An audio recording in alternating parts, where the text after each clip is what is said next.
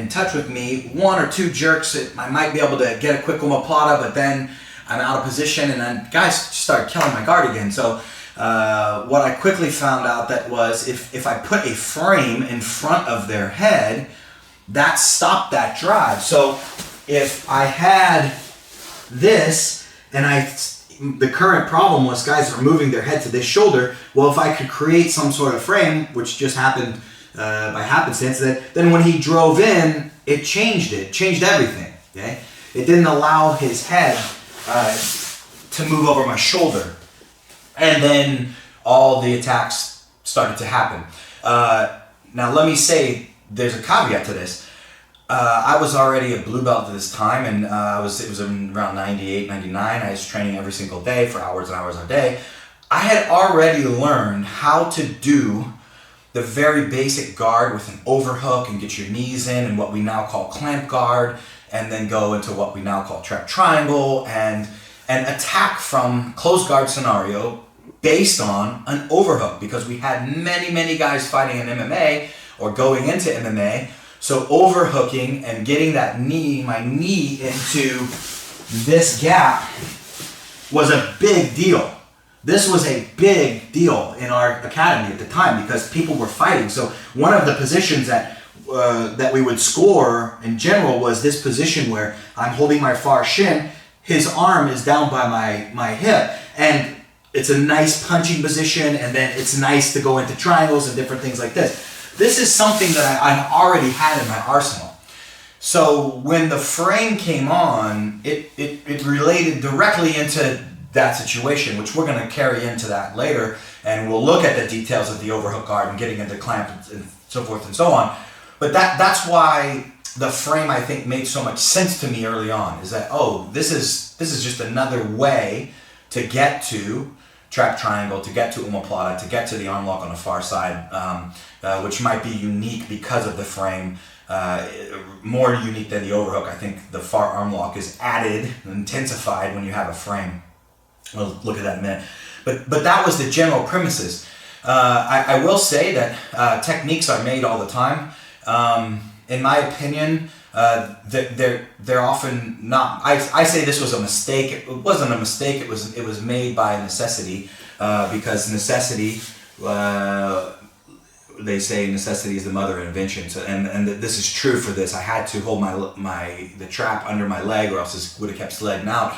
I had to create a frame because my opponent or my training partner was driving into my shoulder, and then all these things started to play into what created this small little system. And I'm going to share that with you, and we're going to share also again what the overhook and the clamp guard are in the subsequent videos. I'd like to take a quick look at some of the problems that will be circumventing on some of the videos today, because there are some problems that we've got to solve. And when Kyle locks the guard on, and we've already established that if he doesn't have a frame, probably the biggest problem of just holding the trap is going to be me driving him flat. And then if I have any sense whatsoever in the closed guard and understand inside ties and understand how to leave, which we'll look at in a second, I can create huge, massive problems for him. So by just having the hand on the shoulder, it's a fine position, and if he intensified it by holding the shin, fine position, but there are some major problems that are even more difficult to solve when you're flat. So when the frame comes on, some things that we're going to need to have a workaround for. One, we're going to need to have a workaround for if the hand stays up here under the shoulder. You don't really want that. I want, or Kyle in this case, wants my arm down by the waist. So we'll take a look at how to get that down here. I don't really want the arm up like this, because this is not a good idea for me to have that frame and have somebody's arm up like this. So we're gonna need to understand how to get around that.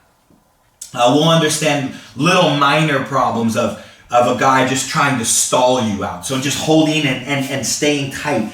This guard wasn't created as a stall method. I didn't believe in stalling. I believed in submitting people.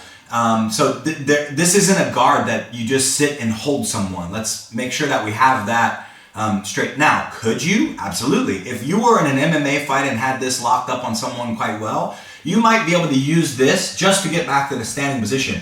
But that was not my intention.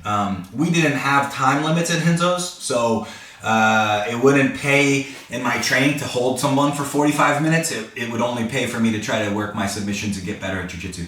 So it was made to solve these problems. I made things to solve these problems, not just to hold someone down.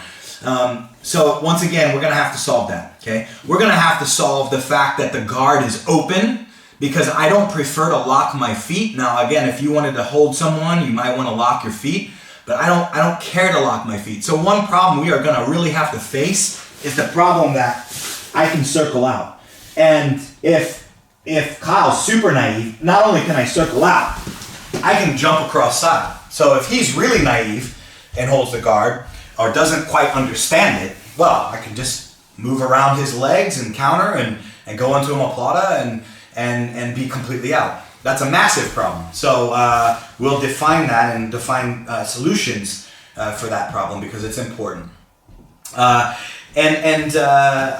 will say that one thing about the flattening out. Okay, when you're gonna see that when we do this primary guard, we're at an angle all the time. I don't like to be flat. In Kyle's position, I'm not a fan of being flat, no matter how flexible you are, because there are inherent problems with being flat. When he's holding a shin, he's got that overwrap of his leg and he's holding my shoulder, my arm is on the floor.